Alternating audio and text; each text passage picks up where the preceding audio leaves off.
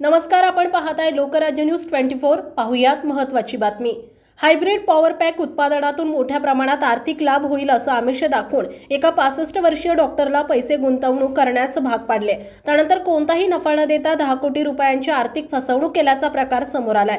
या प्रकरणी डेक्कन पोलिसांनी 3 जणांवर गुन्हा दाखल केलाय। हा प्रकार 24 एप्रिल 2018 ते 17 जुलै 2024 या कालावधीत तक्रारदार यांच्या राहत्या घरी घडलाय। याबाबत डॉक्टर सुहास साठे यांनी बुधवारी डेक्कन पोलीस ठाण्यात फिर्याद दिली आहे। त्यानुसार हेमंत रोहेरा, पिंकी रोहेरा, ज्योती कलसी यांच्यावर IPC 420, 406, 34 नुसार गुन्हा दाखल केलाय।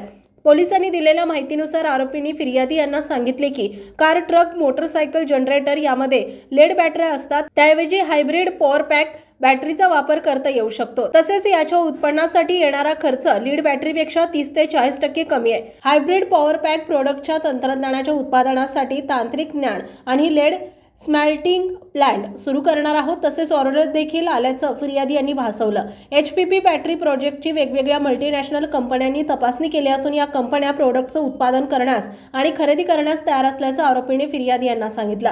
यातून मोठ्या प्रमाणात आर्थिक लाभ होईल असं आमिष फिर्यादी यांना दाखवलं। प्रकल्प सुरू करण्यासाठी किमान 8,63,00,000 रुपयांची गरज असल्याचं आरोपीने फिर्यादी यांना सांगितलं। फिर्यादी यांनी पैसे गुंतवण्यास तयारी दर्शवल्यानंतर त्यांच्या समजुतीचा करार झाला।